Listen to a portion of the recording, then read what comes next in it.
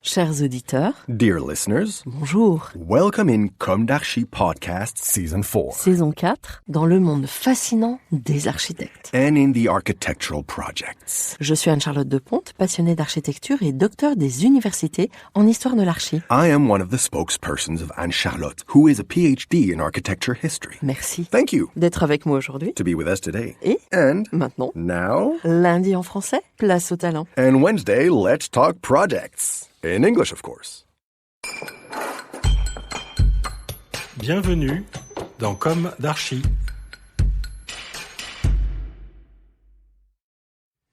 Chers auditeurs, très heureuse d'ouvrir la saison 4 de Comme d'Archi Podcast en poursuivant le cycle dédié à l'agence Leclerc Associés, amorcé en mai dernier.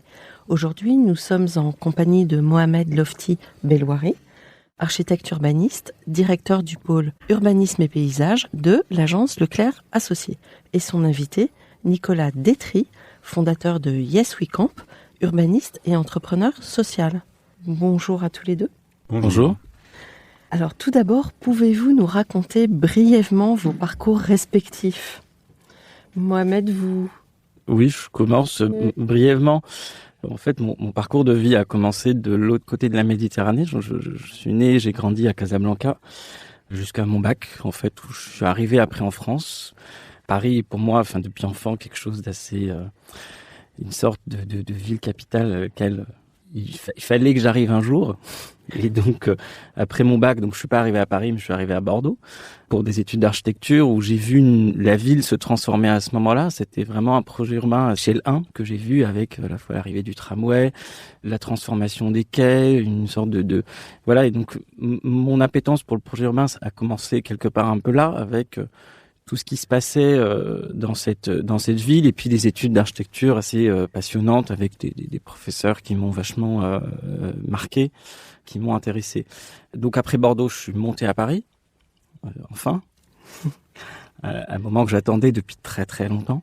Je suis monté à Paris pour continuer, poursuivre mes études en projet urbain, cette fois-ci, une spécialisation à l'école d'architecture de Paris-Belleville, en 2009, l'année du Grand Paris, où j'ai pu, c'était la dernière année d'Antoine Grumbach à l'école, et c'était un moment assez passionnant parce que j'ai découvert la grande échelle à ce moment-là, et c'était une découverte. Et puis après, s'en est suivi donc plusieurs expériences professionnelles, où après je suis arrivé chez Christian de Porzampar, que j'admirais depuis quelques années, et surtout pendant que j'étais à l'école. Et donc je suis arrivé à son atelier où là j'ai pu toucher du doigt à la fois le travail avec l'atelier international du Grand Paris ou Euralance avec Michel Desvignes, une fabrique de la ville.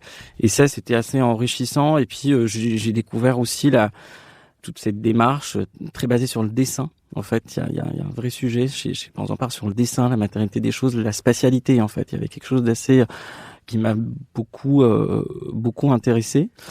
Et puis après quelques années là-bas, je suis arrivé chez Atelier 234 où là j'ai découvert autre chose.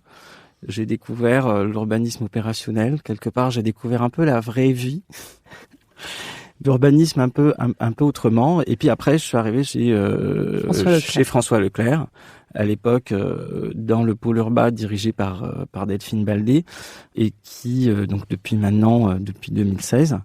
Donc je suis arrivé en tant que chef de projet là-bas, et puis j'étais très intéressé par l'approche qui était un peu différente finalement de mes expériences précédentes, où le projet se fait à la fois non pas que par le dessin, mais surtout par le récit et par cette construction du projet avec les autres, en acceptant le regard aussi des autres partenaires. Et ça m'avait beaucoup plu.